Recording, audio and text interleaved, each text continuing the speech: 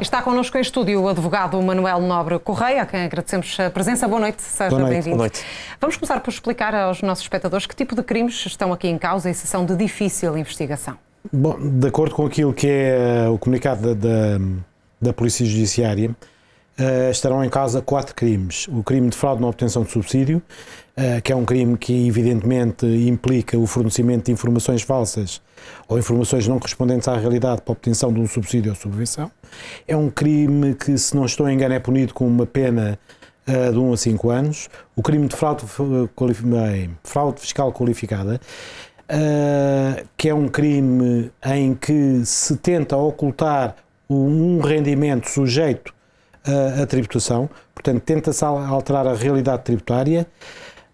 Um crime de branqueamento, que é, digamos, voltar a introduzir no comércio jurídico legal o proveito de uma atividade ilícita. E, finalmente, um crime de abuso de poder por parte dos funcionários que terão usado das suas funções, das suas prerrogativas funcionais, para beneficiarem um terceiro ou a si próprios. Estes crimes são todos eles crimes bastante graves, com molduras penais bastante extensas. Basta dizer que o branqueamento tem uma moldura penal que pode ir até aos 12 anos.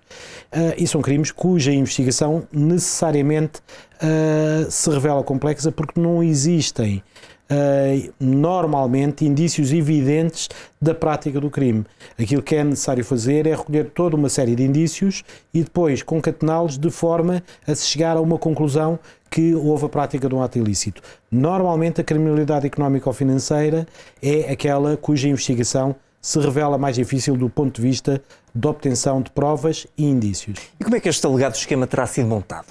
Bom, de acordo com aquilo que resulta do comunicado da Operação Meteoro, aquilo que é dito é que eram criadas, portanto, isto são subvenções atribuídas para projetos que se presume não corresponderem à realidade, ou total ou parcialmente, ou seja, é financiamento vindo da comunidade, por intermédio do FEDER, e aqui em Portugal por intermédio do Compete 2020, para financiar projetos que não corresponderiam a uma atividade económica real, ou seja, ou então parcialmente, não é? Obter-se-ia o financiamento sem que depois o projeto correspondesse à criação a que se referia a sua obtenção. Agora, como é evidente, para fazer isto é necessário uma estrutura montada que permita ultrapassar, digamos, os requisitos legais, nomeadamente criar empresas, arranjar custos ou gastos para as empresas, fornecedores para essas empresas, apresentar projetos com base em faturas pro forma, etc, etc. E nesse sentido não poderá haver aqui ainda um outro crime que tenha a ver com a falsificação de documentos? Com certeza que sim, mas para já é isto que está em cima da mesa. O crime de falsificação de documentos, neste caso, pode existir. Porquê? Porque a falsificação de documentos não é apenas forjar um documento, é colocar um conteúdo juridicamente relevante num documento que vai ser utilizado, embora o documento não tenha sido forjado. O conteúdo é que não corresponde à realidade, e isto corresponde também ao crime de falsificação.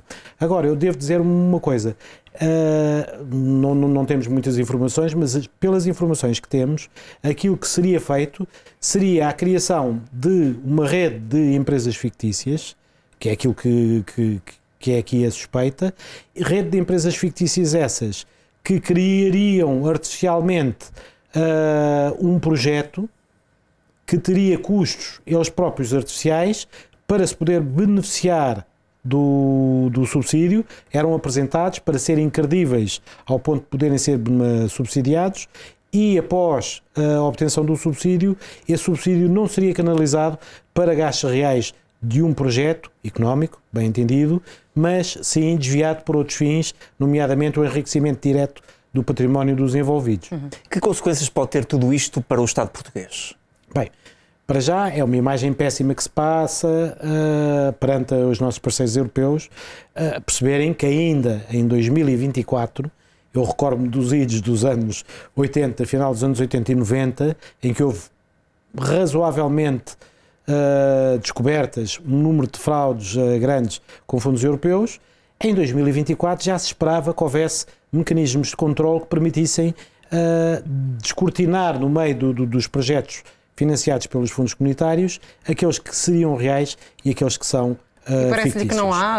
Seria aqui necessário haver mais mecanismos de controlo ou mais fiscalização, uma vez que voltamos a ver, de facto, suspeitas, pelo menos, de se houver fraude? uma atividade da parte do funcionário público, que está ele próprio encarregue de verificar o cumprimento dos requisitos, se houver cumplicidade desse funcionário, obviamente que não há mecanismo de fiscalização extra que vá resolver a situação, porque é o próprio funcionário que está no exercício das suas funções a colaborar com os agentes da atividade ilícita no sentido de procederem a essa obtenção, a essa criação do tal projeto fictício. Agora, aquilo que eu lhe posso dizer é que devia haver, digamos, uma camada de fiscalização extra que verificasse E como é que isso poderia ser feito?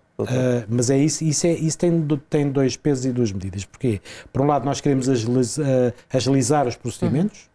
E há empresas que já se queixam de burocracia excessiva. E há uma burocracia excessiva. Nós somos muito pouco práticos. Porquê? Porque as nossas exigências são de tal maneira minuciosas, muitas vezes é extremamente difícil cumprir uma empresa de pequena dimensão a candidatar-se a estes fundos. Porquê? Porque exige um conhecimento, um domínio técnico tão grande, não é uma mera acesso a um site, percebe? Portanto, em que se preenchem dados, é necessário sim produzir documentos que as pequenas empresas não têm, as empresas de pequena dimensão não têm capacidade para tal. Por um lado temos isto. Por outro lado temos a necessidade de haver uma supervisão sobre a atividade das entidades que concedem o subsídio, que seja ela própria suficientemente fácil de aprender para se perceber que os subsídios estão a ser entregues não para uma concretização, mas sim para beneficiação de algum particular indevidamente, claro. Muito bem, Manuel Nobre Correia, muito obrigado e até uma próxima oportunidade. Obrigado e boa noite. Boa noite. Boa noite.